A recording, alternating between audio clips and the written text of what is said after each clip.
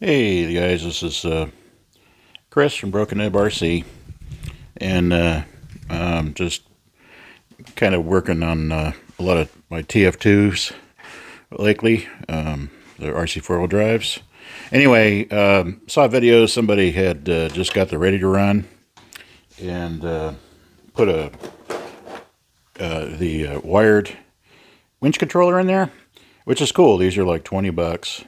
I think last I checked on the website, and it's kind of weird because these are rated for 3 cell or 11 volts, but when you get the instructions, they don't tell you how to wire it up at all. It's kind of bizarre. I don't know, maybe it's a liability thing. I don't know what. This is the regular, the regular winch that you get, the standard worn winch. It seems to handle, so far for me, it handles 3 cell just fine. So yeah, and if you're kind of new to this and maybe you picked up one of these and you kind of, it's hard to kind of get your noodle around how it works. All it is this is the link to your radio. White is your signal, right? So when you go program it into your radio and you to whatever channel you have to turn the winch on and off,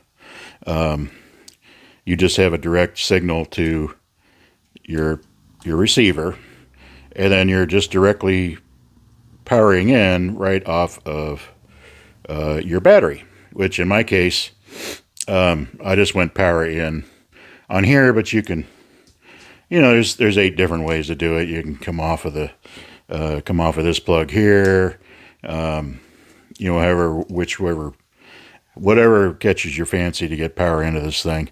But yeah, you can take 11 volts straight into this thing, and then you're just running your signal wire. Then of course your output to your winch is the same old, just as normal.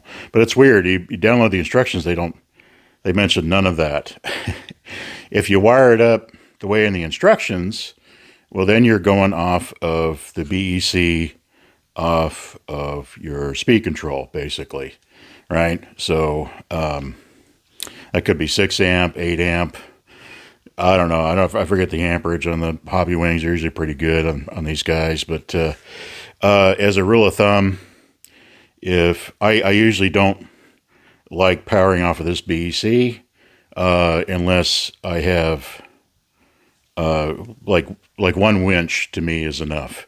If you start adding winches or one steering servo is usually enough. Start adding winches and all that to the BEC and the speed controller. Even though you could dial up the voltage output on your receiver depending on the radio you got, but standard is going to be 6 volts, and you can go up to like 7.4. I guess some of them go to 8.4 by now.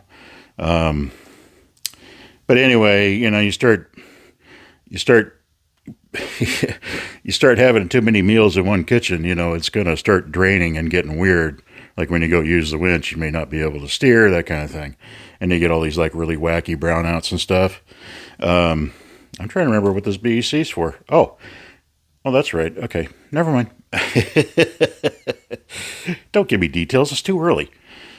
Anyway, long story short, I would rather have the winch running off of 11 volts than 6 or 7 or 8 volts, okay? 11 is bigger than 8, so there. So 11 is more better. This goes up to 11.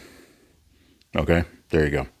I just wanted to mention that real quick, just because I found it weird, and I'm a stickler for details, and I'm sitting there kind of scratching my head going, why don't they just tell you to,